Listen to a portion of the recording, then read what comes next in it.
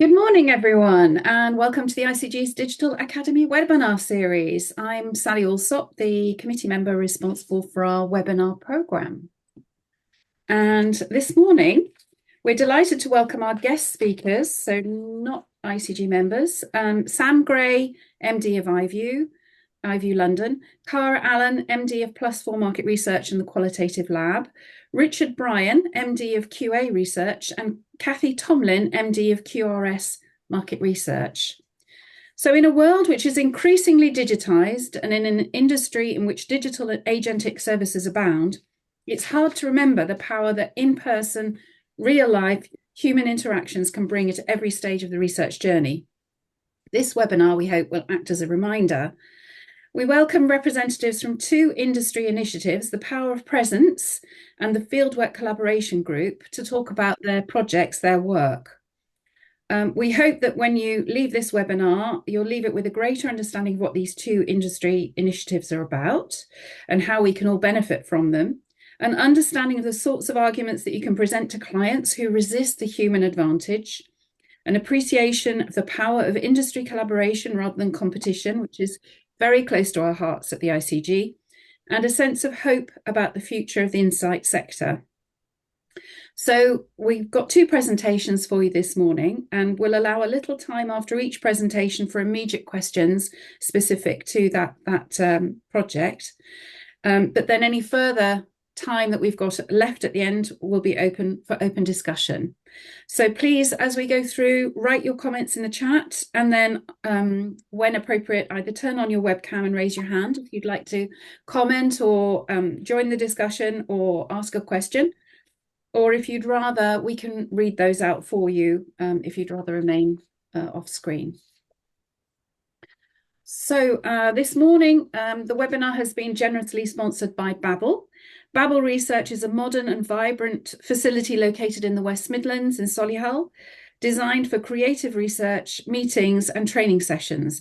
It offers a spacious and comfortable environment for focus groups, workshops and intimate meeting with state-of-the-art audio and visual equipment.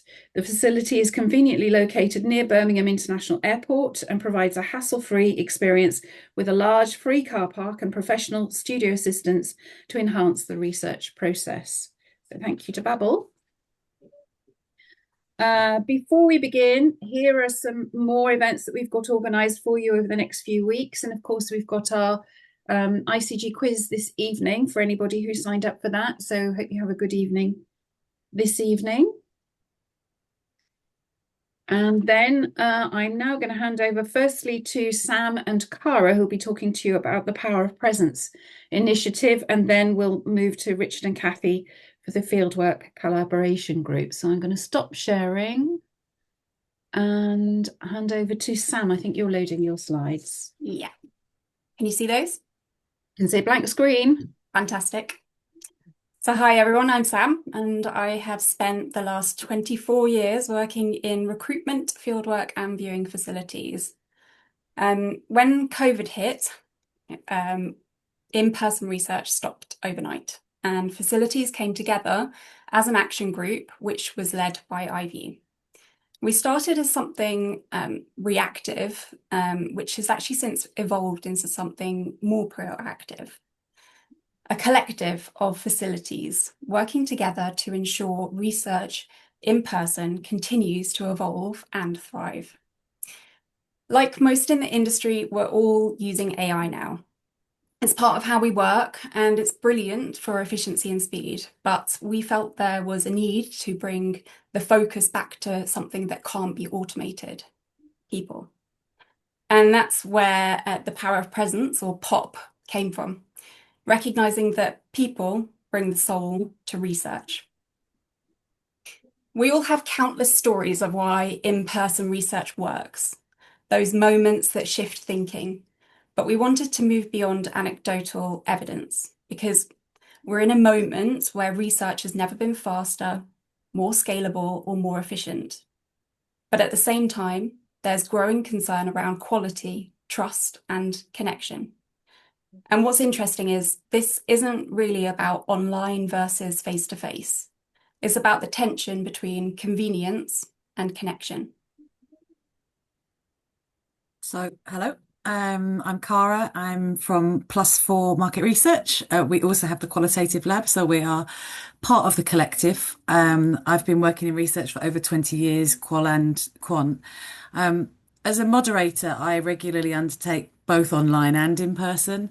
And I am a massive fan of new technologies and I embrace AI in many, many ways. But I also very much support the ethos of this power of presence collective from the facilities. But we know that, as MRS would say, evidence matters, and so the collective needed to share more than their own stories because they all have many many stories, but we wanted to be able to evidence that. So Plus Four agreed to run a pro bono industry survey on behalf of the collective. We worked we were supported by the MRS, AQR, and of course the ICG, who sent out the link to their members. And as Jane Foster's regularly said, it can be hard to get researchers to do research. So just very quick idea of the profile. So we got 139 responses. Doesn't sound huge, but for business surveys, it's plenty. The vast majority of the people responding had more than 10 years experience in the industry, and two-thirds do both quant and qual. So this is not just a quali defense as such. They also represented clients from a very broad spectrum of industry, both consumer and B2B. What's really interesting as well is that our respondents, yes, 27% of them were frequently using venues, but 76% were frequently doing online focus groups and IDIs. So they were able to talk about both sides of the coin. Okay. So I think we're not planning on presenting all of the results from the survey, but to just pull out the key things for you. But ultimately, we can see that in person or face to face substantially outperforms digital or online when it comes to delivering quality data and insights. We used a slider. And as you can see, we've got 5% at one end of the slider saying that digital online methods are best for insights, and 38% at the other end saying in-person or face-to-face are better for insights.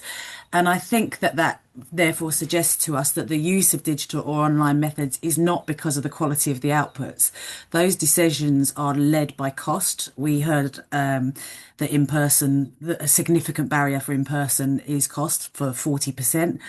And the second significant barrier was client preference, but the verbatims that came back on that rates it all the way back to cost. And as Sam mentioned, convenience. I think it's also important to highlight here, and we'll come back on this, that we've got this key quote as we go through, which says that face to face is great, but online is sufficient. Any good researcher knows that all the methods have a role to play. We can apply them or combine them as appropriate. And I'm a huge fan of mixed methodologies.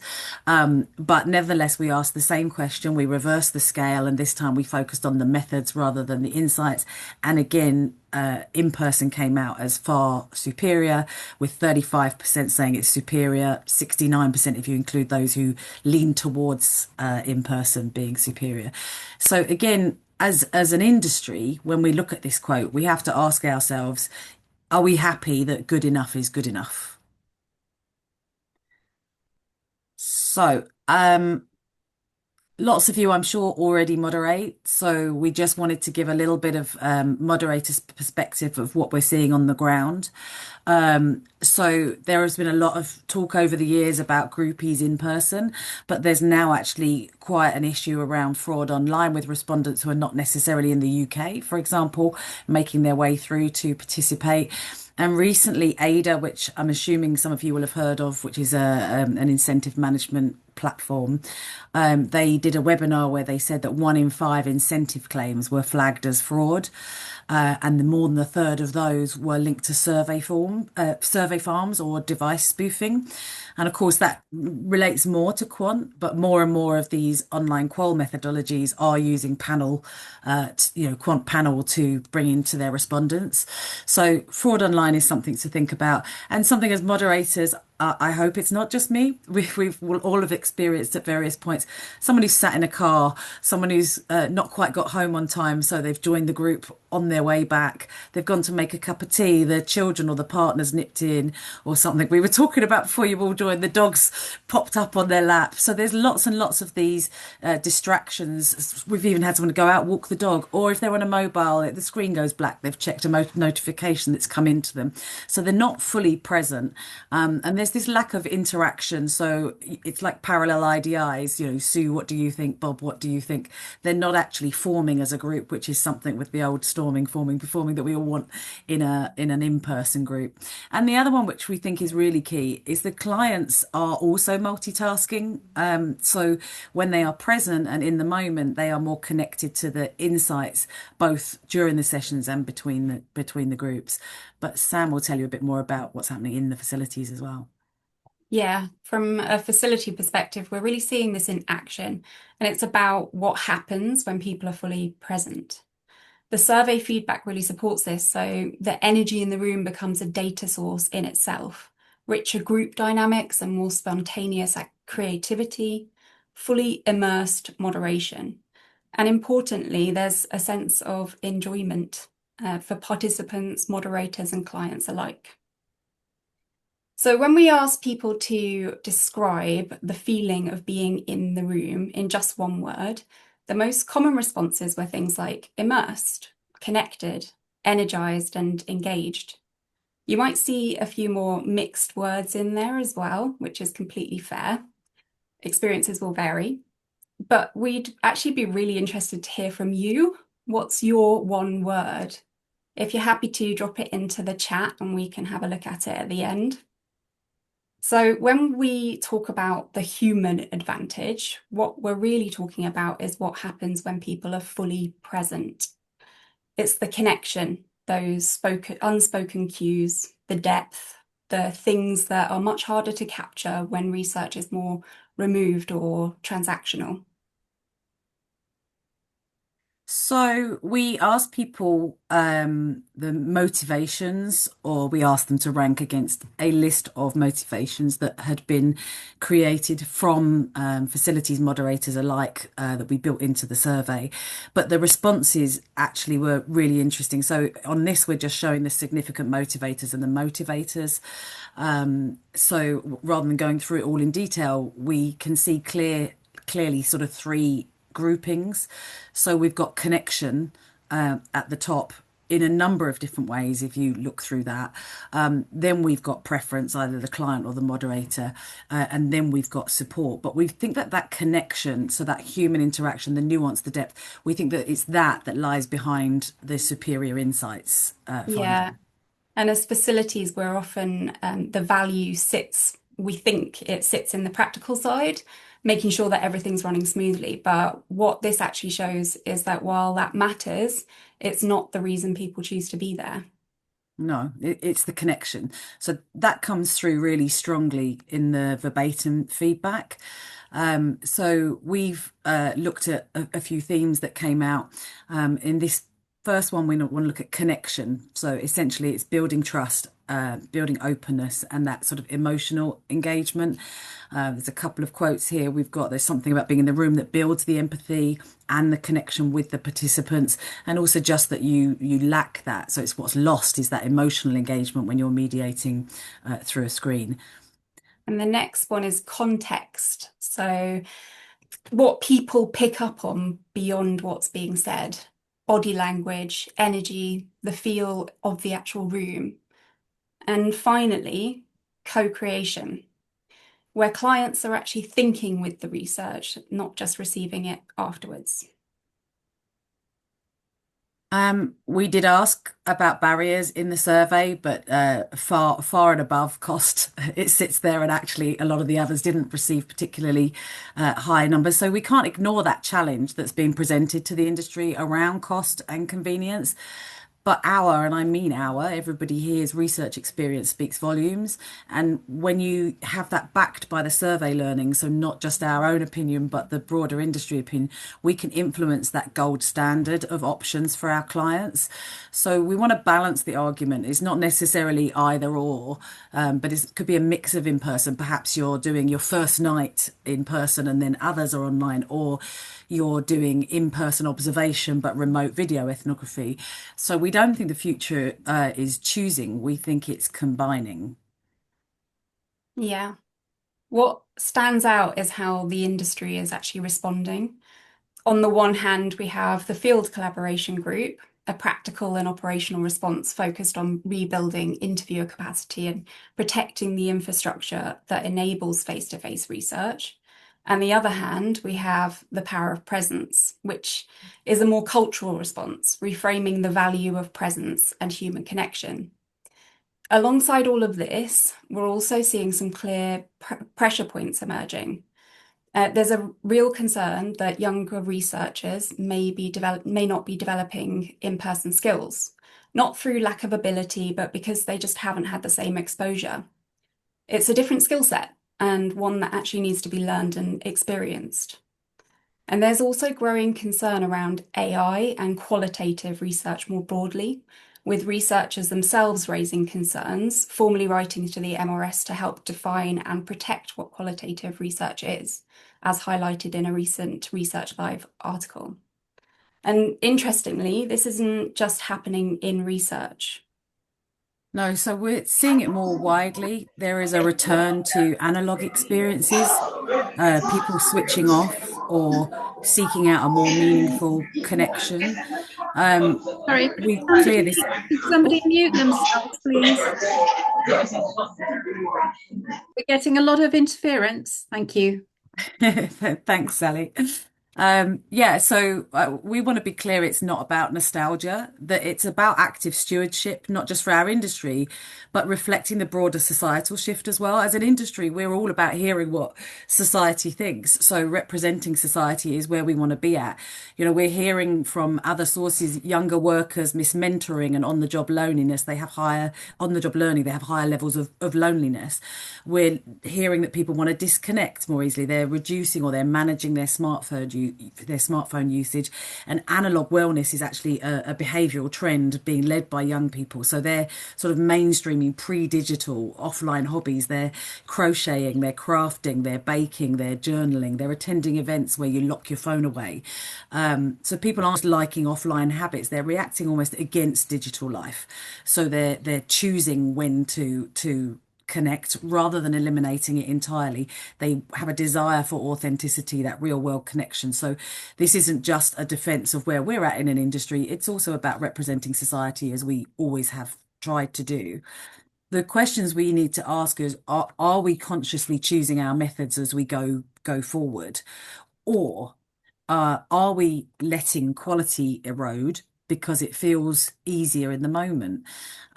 Ultimately, we're in the situation, and I make no apologies for repeating what we see as the key insight from the survey, is good enough really good enough? So as we look ahead, what the POP survey shows is that AI is already making real inroads, particularly in areas like design, transcription, and analysis. And we're already starting to see it move into moderation in some cases. But even then, it doesn't replace human connection. And what's really encouraging is that we're already seeing a shift. AI is everywhere. It's helped us create this campaign.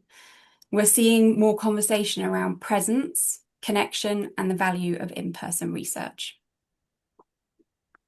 Yeah, it feels like the industry is starting to rebalance. So we've gone from all these LinkedIn posts on AI, and now we're starting to see people talk about real people and that connection that we're focused on.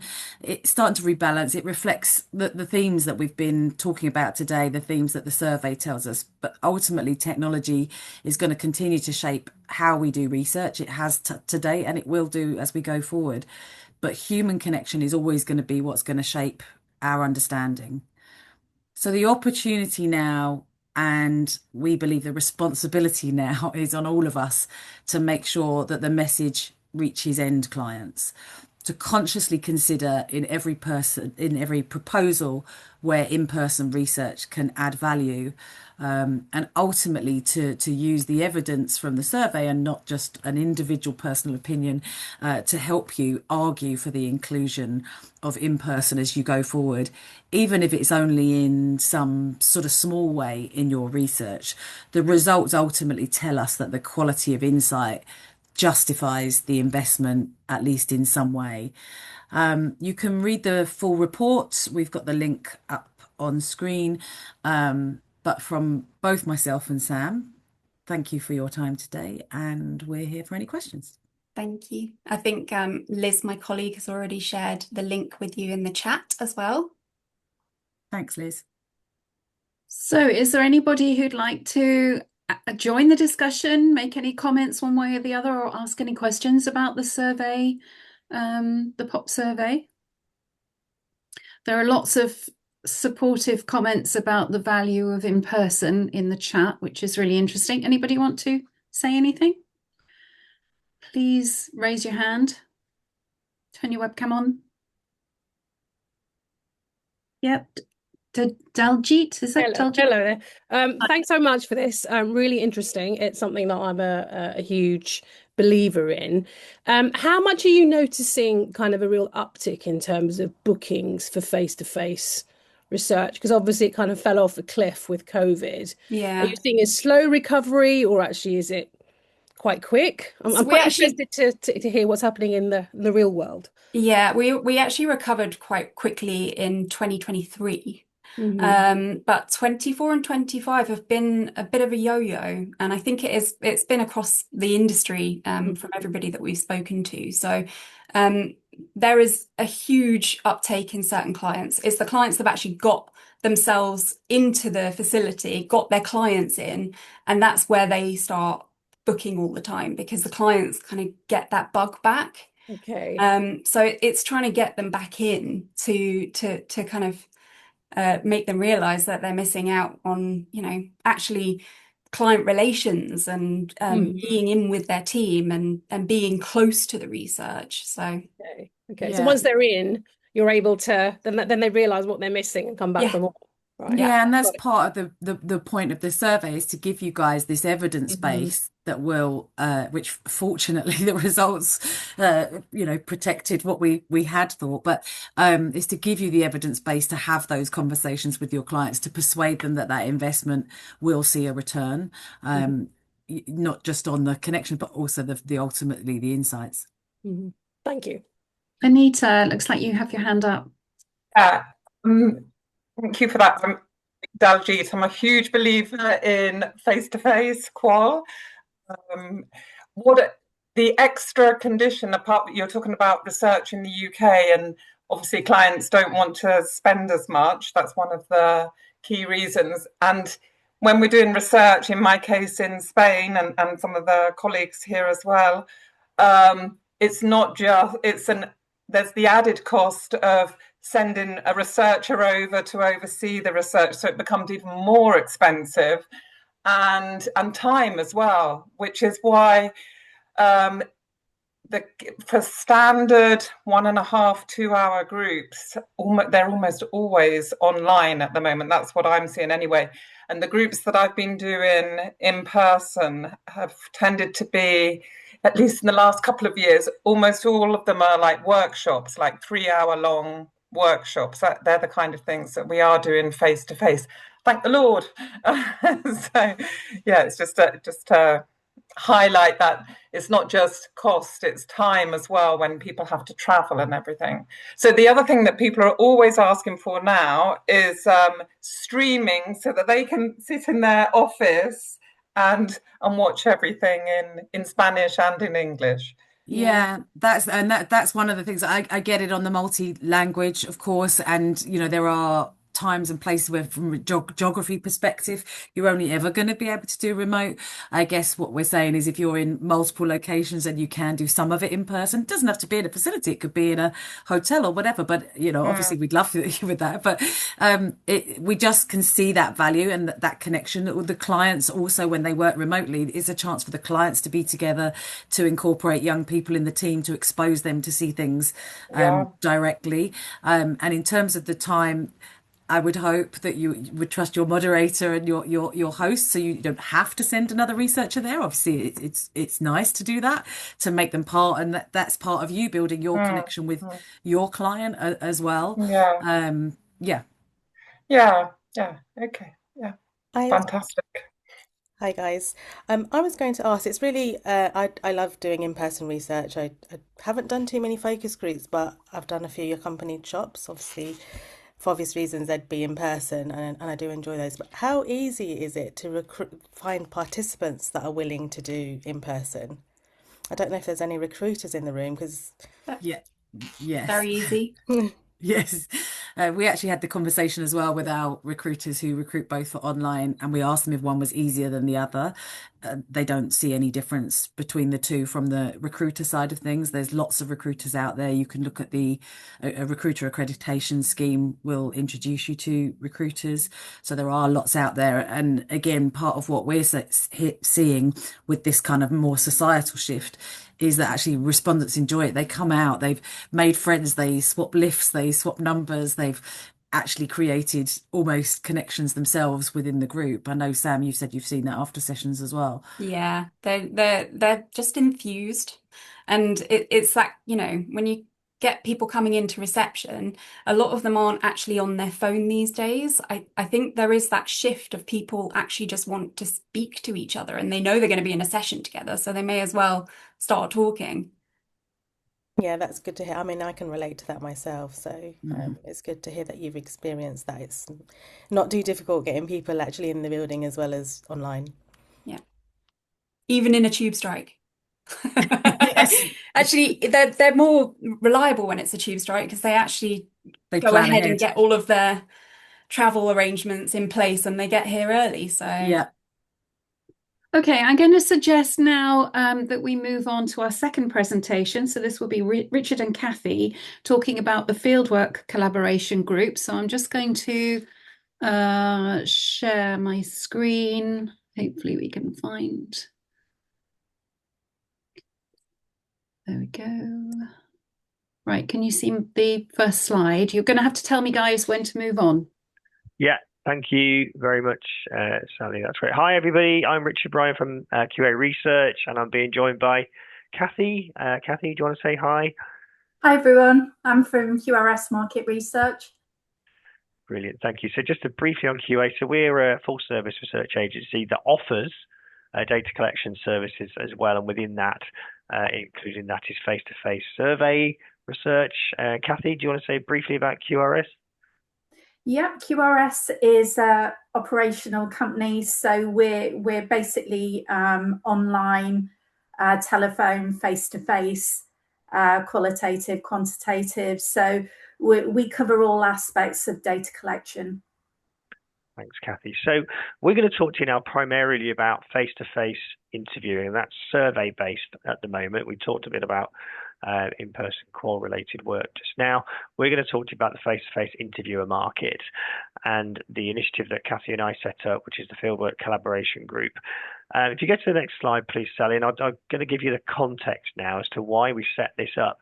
Arguably, face-to-face research, survey-based face-to-face research is gold standard, particularly for micro-geographical quotas. The areas that online can't cover, it allows us to access those that might be digitally unconfident, those that can't access online surveys for whatever reason, or where online surveys can't reach very specific quotas around the country and also globally, but we're specifically focusing on the UK today.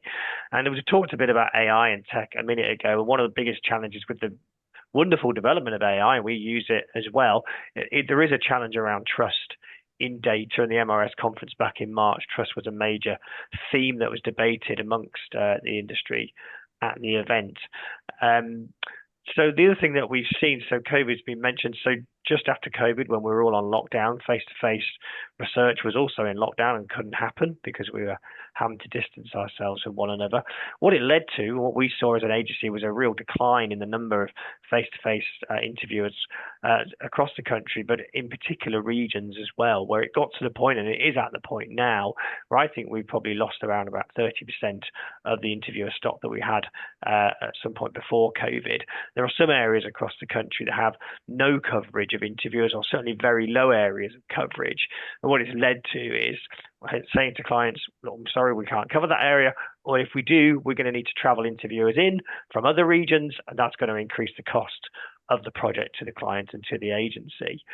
So I wondered what hell we could do about this problem back in 2020 and 2021. And eventually, when we were all allowed out of our homes and we got back to networking across the industry, I went to a couple of industry events in London and managed to speak to other agencies that offered or brought in face-to-face research to see whether they'd seen what we'd seen in terms of the decline in interviewers. And lo and behold, very much had the same sort of feedback and feeling that the industry had changed since COVID. And the question was, what are we going to do about it? I had a discussion with the MRS about whether they could help launch or reboost the face-to-face into a market as a potential career for perhaps younger generations coming into the market as a real stepping stone for future careers in research, perhaps. They got to the point in the MRS where they proposed to bring in somebody at the MRS to actually run a careers PR campaign, but it needed to be funded by the industry, and they couldn't get the funding from the sector, so nothing went forward. I had a thought as to whether could we do something collectively? Could we join forces with our competitors in the sector? What would happen if we didn't do anything about this market? What do we say to our clients? Eventually, this market's just declined and fizzled out. We need this methodology. So something needs to change. Otherwise, it's not going to be there potentially in a few years' time. Thankfully, I met Kathy at the MRS Leaders Conference back in November 2024, had this conversation. Kathy saw it as I did, as a real challenge. We then connected again after that a few weeks later, and decided together to set up the Fieldwork Collaboration Group with the ambition of growing the number of interviewers across the country over the next few years. And just a little bit about that, the model that we are used to is where supervisors in each region manage the interviewer stock. We go to the supervisors, they manage the project, they get the interviewers out in the field. We weren't looking to change the model, but what we were looking to do is to offer our collective expertise and resources across all of the agencies to boost the number of interviewers and hand them over to the supervisors once they're recruited and trained. So what we did was, to get this launched, we went out to our own contacts across the industry and our other agencies that we knew, and we got 11 agencies initially on board to be part of the collaboration. And that set of agencies are a mix of like QA full service agencies that offer face-to-face or data collection only agencies that purely offer that and then hand over data to other agencies or clients. So a good mix. So that's where it launched and why it launched. If you want to go to the next slide, we can show you the agencies that are now on board. We've got 17 now. It's grown quite well. A good mix of agencies across the country, all sorts of size, of scale and type, but all of us have a single focus on wanting face-to-face research and the volume of interviewers to grow, so this model is sustainable, because it's still really critical for getting representative and robust samples across the country and within regions. Next slide, please, Sally. So what have we done in the last 12 months? So we met, we do meet as a collective every month. When we got going initially, those sessions were about, did we all feel the same way? Are we all on the same page? Do we all see this challenge? And absolutely everybody did. And I think there was a real relief that somebody was getting out there and setting this up so we could have this conversation. And then it was about, okay, what are we going to do about it? So the first thing that we did was, as classic researchers do, did some research with ourselves. And so we did a couple of polls. And what we wanted to understand initially was, where are the problem areas? We can't decorate the house overnight, but which bedroom? Do we start with the bedroom or the kitchen? Essentially, which regions do we want to focus on? They've got the low coverage or no coverage. and also those that have got higher demands. Did a couple of polls, and in a minute on the next slide, I was going to show you the result of that poll, which shows you the regions that are low coverage but are in high demand and the ones that we want to focus on. Okay, there you go. You can have a look. Then we can go back to the other slide. So the sort of top, what we've got there, 7 in that high priority area are the ones that really we struggle to get interviewers and that often are in demand by clients for regional or national samples where those regions need to be covered. So that's given us an aim and a focus in terms of where we put our efforts, because, as I said, we can't decorate the house overnight. So you can have a look at this again when you see the slides. So if you go back to the last slide again, please, Sally.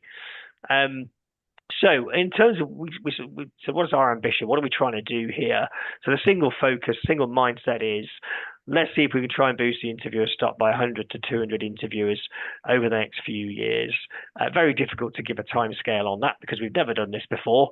So we're kind of learning as we go.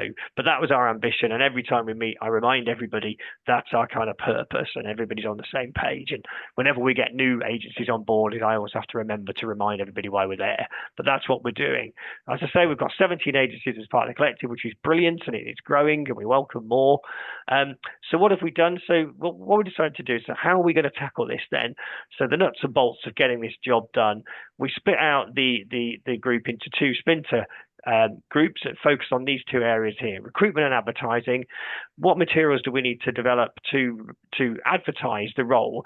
And what was interesting about this, we didn't know how attractive this would be to the general public. How do we communicate this as an opportunity for people to get a job and do?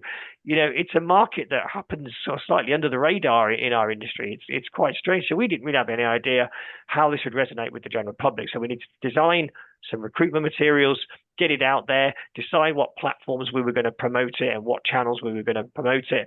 And Kathy led that session there. And then I led the training process and materials group.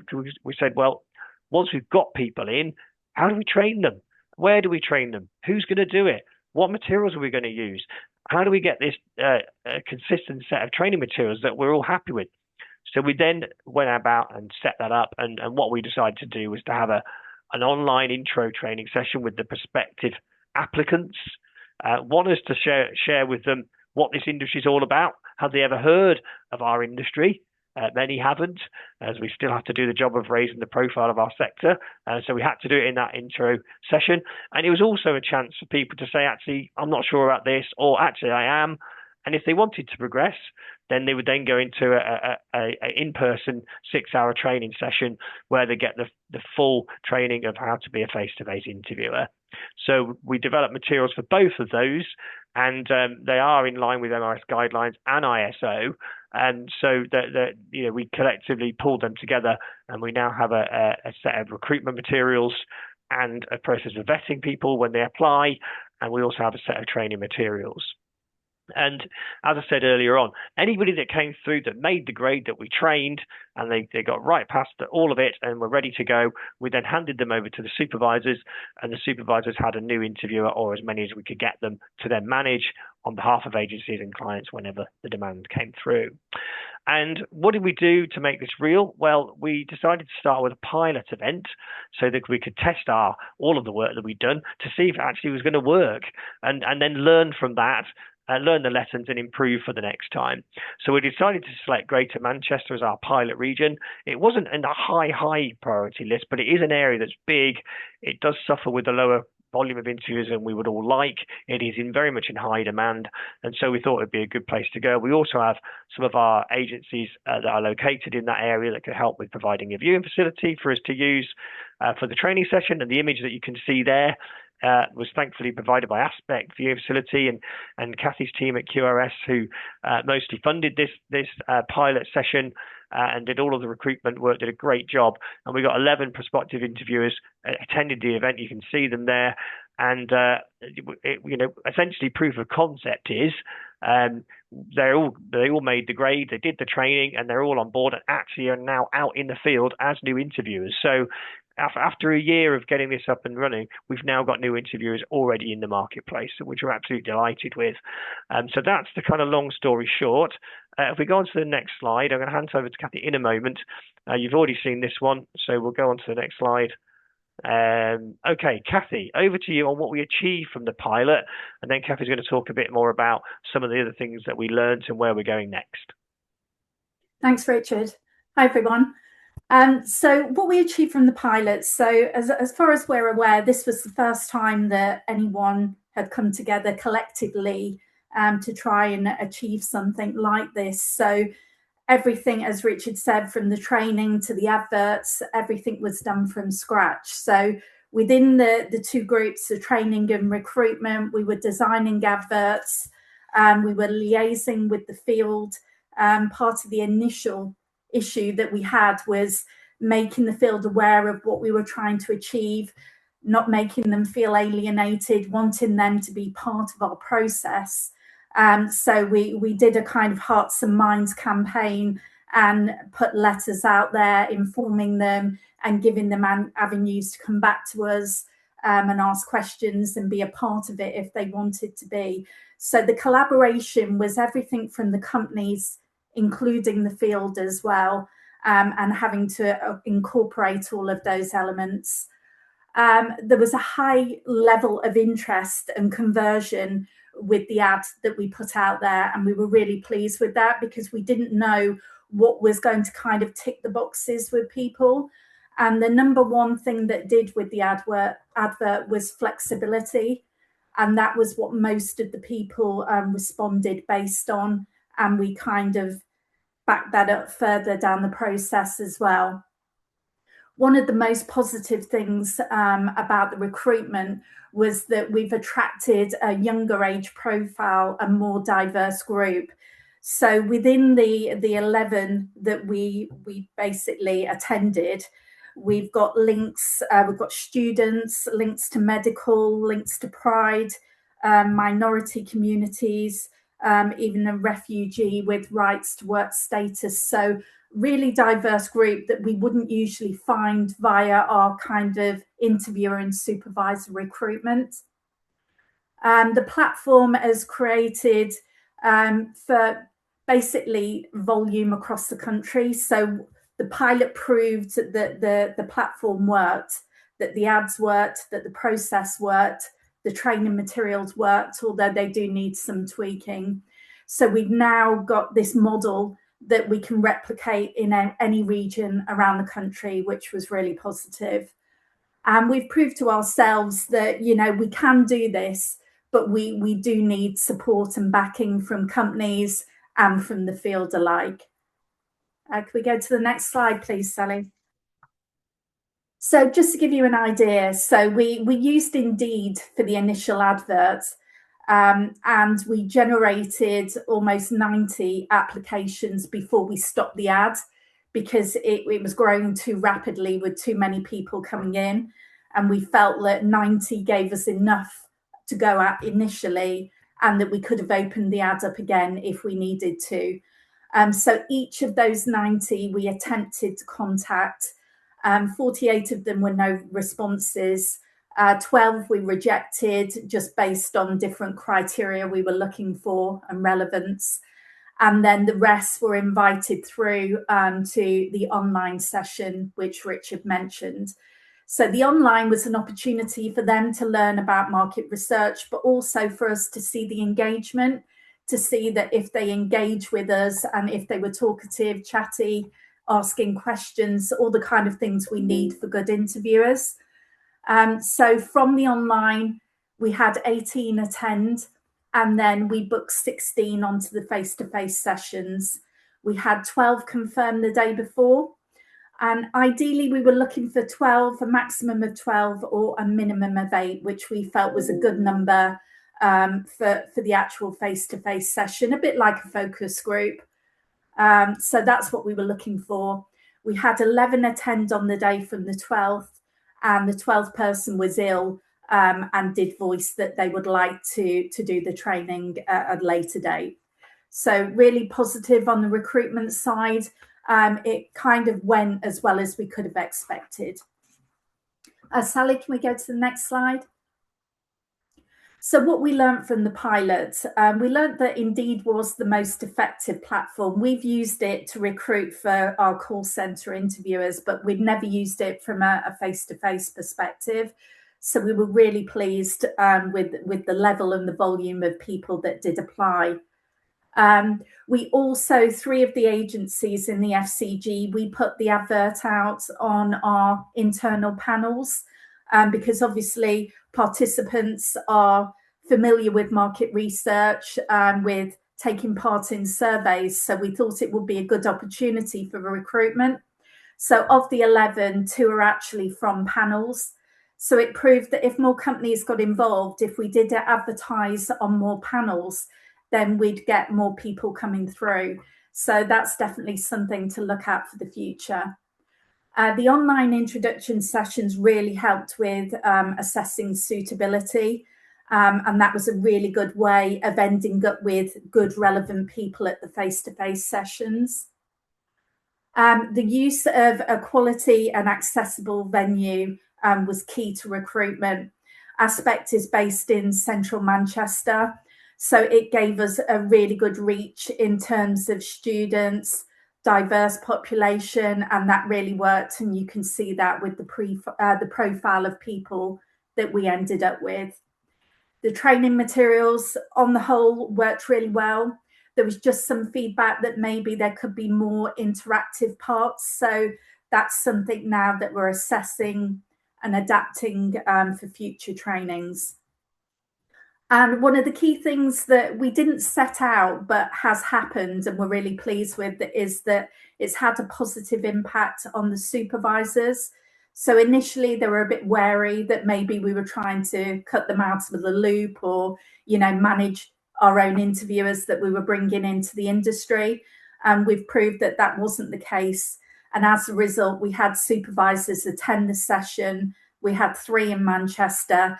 They spoke for half an hour as an introduction and how they work. We introduced them directly to the interviewers. So they met them straight away.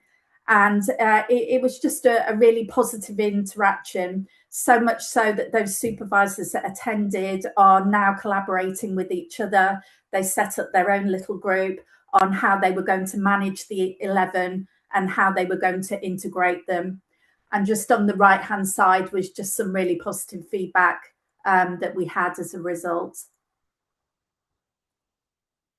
If you can move to the next slide, Sally, thank you. And the next steps. So we're continuing to welcome new members and hope to get more companies on board. We're looking at opportunities just to kind of voice what we're doing out there and kind of, say that we are doing this aiming for the greater good of the industry to get more interviewers involved.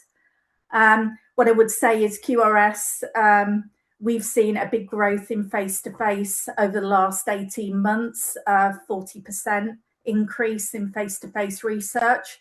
And it has been difficult to cover some of that work. So there is a real growing need out there for more interviewers in the industry. We're applying the lessons learned from the pilot for future training sessions. And already now we've got our next area agreed, which is going to be in Glasgow in May. And we're looking at other regions as well. So thank you all for your time. And we welcome questions.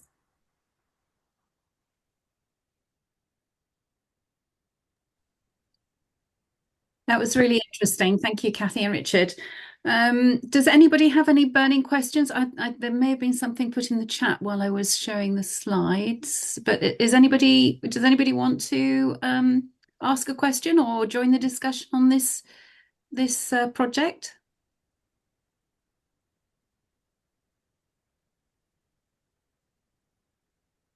No? Or if not, any further comments on the Power of Presence research and initiative? I'd just like to say thanks to the FCG because I think it's hugely needed within the industry, and totally agree that post-COVID, people took jobs in Tesco's or whatever they could do, and then didn't return back. So, thanks for leading the way on it.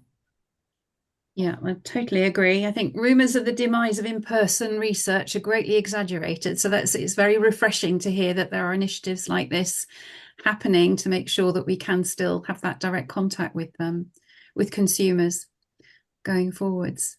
Any other comments or last? It's Anita here. Are they? Sorry, maybe my question is a bit naive.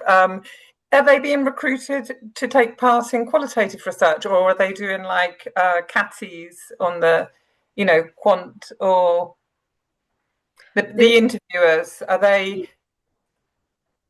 This is all face-to-face research, so this is all out in the field. Okay. We're not focusing on recruiters at the moment, just because that's not the main need of the industry. It's to do with geographical coverage. Okay, face-to-face interviews. Fantastic. Yeah. Well done. Thank you. Great diversity there. Thank you. Really good, and much better than we could have hoped for. Yeah. Yeah, it's been nice to see that it's actually worked. The pilot was quite key to testing our sort of ambitions, I guess, and our hunch. And it's great that the people that have been recruited are now in the field. The key thing with this, similar with CATI, is that once you recruit and train somebody, you need them to be working on the job straight away, so that they are. One is they don't forget what they've learned. Two is they've got a job, or they don't disappear and go to Tesco or whatever it is. So it's been brilliant that, because the thing about doing a collective with competitors is that there's this whole thing about the work that goes in, the interview is going to be occupied. We need everybody to give them work, so everyone has a role to play to try and keep the interviewers in the market. And thankfully, as Cathy said, with the growth of the work that's out there, they've been occupied immediately and are now in the field working across Manchester. So the proof of concept is alive, and I guess now that we have that, we can progress into other regions. There's somebody going to be looking at Scotland soon, and then as Cathy mentioned, and we'll be picking another region. So yeah, going well so far. Well done. Brilliant. So unless there are any more comments or questions, then I think it just remains to say thank you very much to our guests today, to Sam, to Cathy, to Richard, to Cara, for pulling this all together and telling us all about it. I think it sounds like really good initiatives and lovely to hear about. Right, so thank you everybody for joining our webinar today, and good luck to everybody taking part in the quiz this evening, and otherwise we look forward to seeing you on a future online ICG event. Have a great afternoon. Bye bye. Thank you. Thank you. Thank you.